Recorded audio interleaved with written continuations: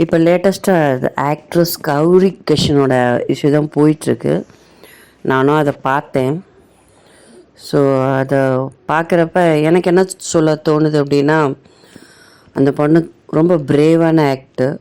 ஆனால் இன்னும் என்ன ஏறால இருக்கும், இன்னும் இந்த பொண்ணுங்களுக்கு வந்து இந்த மாதிரியான கேள்விகள், பெண்களை இந்த மாதிரியாக தான் பார்க்குறாங்க அப்படின்றப்ப ரொம்ப வருத்தமாக இருக்குது. அந்த ஜேர்னலிஸ்ட் வந்து பார்த்திங்கன்னா கொஞ்சம் கூட வருத்தமே படலை அந்த இடத்துல. அந்த பொண்ணு அவ்வளோ ஆர்கியூ பண்ணுது, ரிஜிஸ்டர் பண்ணுது, கொஞ்சம் கூட வருத்தமே படலை. ரொம்ப நேரம் அவரும் ஆர்கியூ பண்ணுறாரு. எப்படி என்னுடைய கேள்வி தப்புன்னு சொல்லலாம், அவரால் ஏற்றுக்கவே முடியல. ஒரு பொண்ணு அப்படின்றத இன்னும் எப்படி பார்க்குறாங்க இந்த சமுதாயத்தில். இது மாதிரி ஒரு சில ஆண்கள் வந்து இன்னும் இருக்க தான் செய்கிறாங்க. அதே மாதிரி அவர் வந்து ஒரு ஜேர்னலிஸ்டாக இருந்தால் என்ன வேணாலும் கேட்கலாம் அப்படின்ற உரிமை எப்படி போகுது அப்படின்னு தெரியல. பர்சனலைஸ்ட் கொஸ்டின்லாம் எப்படி இதனால் கேட்க முடியுது? அந்த பொண்ணு ஒரு சினிமா ப்ரமோஷனுக்காக வந்து உட்காந்துருக்கு அப்படின்னா சினிமா சம்மந்தப்பட்ட கேள்வி மட்டும் தான் கேட்கணும். அவங்களுடைய பத்திரிகை தர்மத்தை பாதுகாக்கிறாங்களா, எத்திக்ஸை பாதுகாக்கிறாங்களா அப்படின்னா அது மிகப்பெரிய கொஷின் மார்க்கு தான். எல்லாருமே பயப்படுறாங்க, இவங்கள பாதிச்சுக்கிட்டால் ஏதாவது ஆயிருமோ அப்படின்னு சொல்லிட்டு மீடியாவில் உள்ளவங்க. அதே மாதிரி அந்த ஜேர்னலிஸ்ட் என்ன பண்ணுறாரு, சிம்பிளாக ஒரு மன்னிப்பு கேட்டு வீடியோ போடுறாரு. இதெல்லாம் பத்தவே பத்தாது. இதே ஒரு பத்திரிக்காரர் அவமதிச்சிருந்தாருன்னா ஹோல் டீம் ஆஃப் ஜேர்னலிசமே வந்து மிகப்பெரிய கவன ஈர்ப்பாக மிக பெருசாக பண்ணுவாங்க. அதே மாதிரி தான் இவர் ஒருத்தர் சிம்பிளாக வந்துட்டு ஒரு வீடியோ போட்டு போகிறது வந்து ரொம்ப நல்லாவே இல்லை.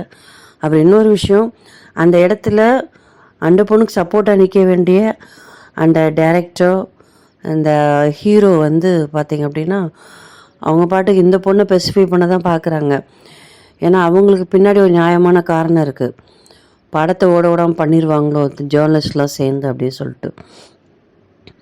அது நியாயமாகவே இருக்கலாம். ஆனால் இவங்க குடும்பத்து பொண்ணு, அக்கா, தங்கச்சியோ, ஒய்ஃபோ அந்த இடத்துல உட்காந்துருந்தா இவங்க வந்து இப்படி தான் அமைதியாக உட்காந்துருப்பாங்களா? தன்னுடைய படத்தை பற்றிலாம் வந்து யோசிச்சுட்ருப்பாங்களா?